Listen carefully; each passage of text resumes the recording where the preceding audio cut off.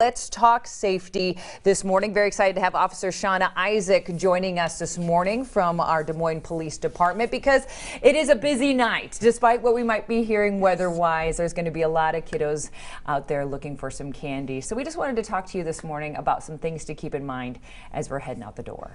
Definitely one of the busiest pedestrian nights of the year for us, year after year, and I think that goes for any community. Right. So some safety tips to talk about. You know, there's going to be a lot of little ghosts and goblins running around out there. Some of them are going to be brighter than others depending on the colors of their costume.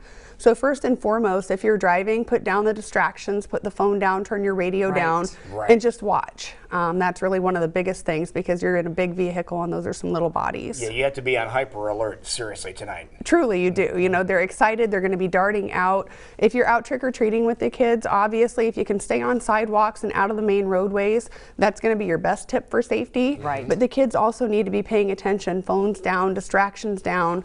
Watch for cars because if you can see them, they don't always see you, and it goes both directions. Right. Now, when it comes to the number of officers on a night like tonight, when we know we're going to have this much foot traffic around the city, did the officer body count, does it ramp up a little bit too? We do have more bodies in play. Obviously, on our high activity days, we try to account for that, but then you have a lot of your supportive units, such as the neighborhood-based unit. Those guys are going to be out. They're going to be attending different events, making appearances. Oh, sure. So you'll have a lot of different types of officers that are out there with different purposes. Right.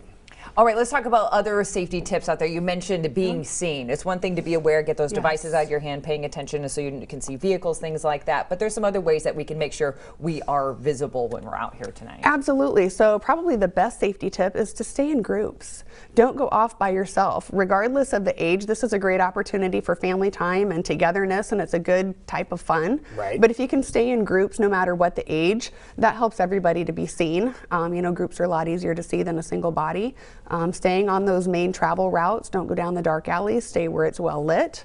Again, just general safety tips. It's common sense for every day, and that still applies tonight too. Right, and different areas of the city have different times that we're trick-or-treating. Is that what I understand? Absolutely. Some go from 5 to 7, some are 6 to 8, some are just citywide door-to-door. There's others that have trunk-or-treats in play. Really, your best resource is going to be going to those city pages online and seeing what they have lined up. Okay, so we want to make sure everyone goes out and has a fun time tonight. That's what it's all about, but we just want to make sure you're thinking of those safety measures ahead of time so everyone can have a great time.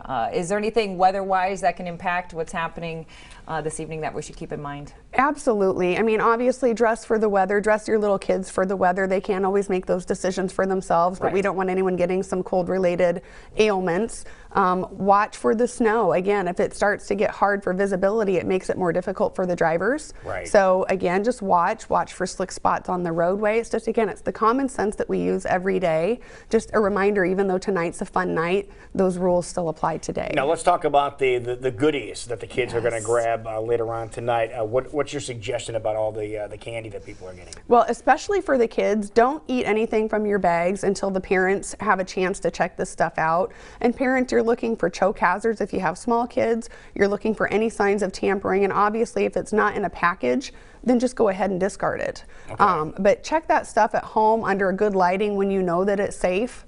And that way it's safe for everyone in the family to eat, including those parents like myself that are going to capitalize off of my children's bounty for the night. So. Now, since you're a parent, that. I'm gonna ask you about this because, you know, sometimes people will say, "Oh, I'm gonna make some homemade treats and then put them in little baggies or whatever." You're not necessarily fond of that, are you? We're not fond of that, just because you don't know as far as allergies go, you don't know as far as cleanliness goes, and you don't know as far as ill intent goes. Right. We would like to think that that's not something that we have to worry about, but it's something that's at least on our mind because we do see it, you know, in the sad headlines. Absolutely. Okay. Well, thank you for some tips today. Again, it's just like common sense. Go out there, have fun, but be kind to one another and look out for one another as well. Thank you so much for joining us today.